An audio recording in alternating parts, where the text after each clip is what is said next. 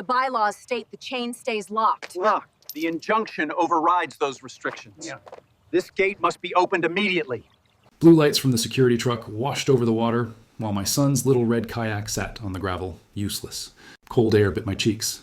The metal of a new chain felt colder when I grabbed it, and a fresh padlock clicked like a laugh. It was May 3rd, 2024, 4:27 a.m., and the lake smelled like wet leaves and gasoline. A laminated sign on the ramp said, "Closed 48 hours for algae treatment." Coffee steamed in my travel mug while a woman with a clipboard, a resident Karen in a visor, waved me off like I was trash floating by. She radioed something, smiled thin, and pointed at the sign again, as if paper could erase a public easement. My son's birthday plan, sunrise fish, pancakes after, was now a shrug in the dark. This whole mess is simple. HOA padlocked the lake ramp. For 48 hours. Had no idea I'm their judge. That's the fight. Access versus arrogance. I told Karen the ramp wasn't theirs to lock. The easement is recorded. She said, "Rules change, new policy, end of story." She wrote my license plate on a sticky note like a trophy.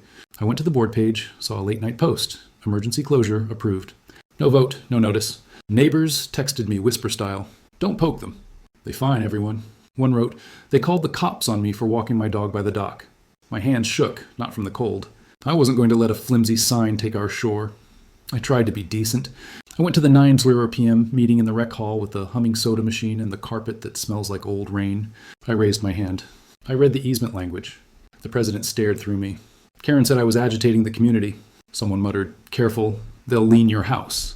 Then came the petty lightning strikes. A bright slip on my mailbox, lawn too long, 2 inches over. A letter that said I owed a new special fee for lake beautification, $200 due in 7 days. And the worst, timeline item 1, April 5th at 4:27 a.m., false trespass call.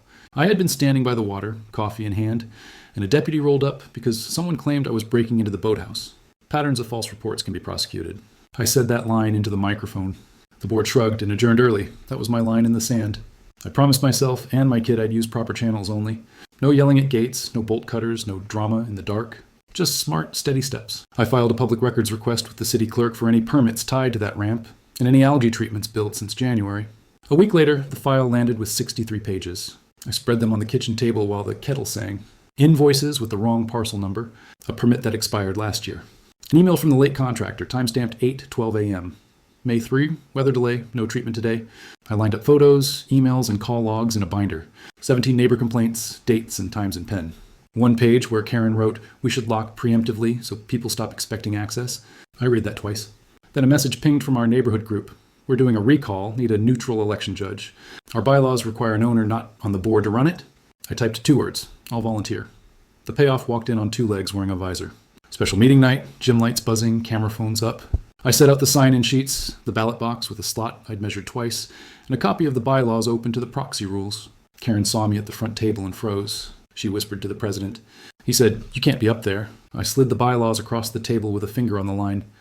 "Election judge shall be an owner in good standing, not a current director." I was paid up, fines under dispute, and not on the board. I called the room to order. My voice was steady. We verified IDs. We checked proxies. 19 proxies were invalid. No dates, no matching signatures. When I announced that, the room cracked like ice. A guy in a fishing hat laughed out loud. A mom near the bleachers whispered finally and hit record. Karen tried to adjourn. I read the rule about quorum, slow and clear. We had it, ballots in, box sealed. I set the binder on the table like a movie prop and said, "Before we count, a note on the ramp. City records show no treatment on May 3rd. The sign was false. Phones went up higher. Someone yelled, "Tell her." I didn't. The documents did. I held up the contractor's 8:12 a.m. email and the expired permit.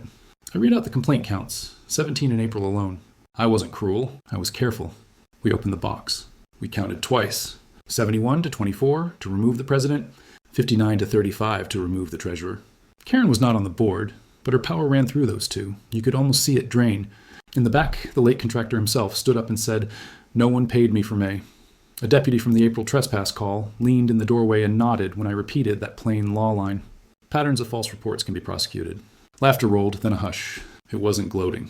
It was relief finding a door. The authority flip came fast because the evidence was ready. The city inspector walked the ramp 2 mornings later with me and 3 neighbors, noses stinging in the cold. He measured the chain, photographed the sign, and wrote 2 citations: obstructing a public easement and posting false notice. The city attorney sent a letter to the HOA threatening to suspend the dock permit if it happened again. The deputy who'd been dragged out for the April call filed a supplemental report about misuse of emergency dispatch. At the next council meeting, my binder sat on the dais while the clerk flipped pages. The new interim board, yes, we had one within 48 hours, voted to refund the bogus lake beautification fee. $2,000 flowed back into residents' pockets within 10 days. Karen's visor didn't make an appearance. I didn't celebrate with fireworks. I took my son to the lake at dawn. The ramp was open. The chain was gone. The air was the same cold, but it felt like a clean slate. We slid the little red kayak in. Ducks traced V's on the glassy water. Old Mr. Alvarez from Lot 30 waved and passed me a thermos. Peace isn't loud. It's the sound of oars dipping and a kid whispering, "I got one at 6:11 a.m. The new board posted a real timeline and real rules. Open access, posted treatments with dates, and a phone number that answers. Karen resigned from the compliance committee and wrote a short apology in the newsletter. It wasn't perfect, but it was human. And when neighbors ask how it happened, I tell them the same thing. Binders, bylaws, and a room full of phones pointed at the truth. Please follow for more HOA showdowns like this. Do you think she got what she deserves? Comment below.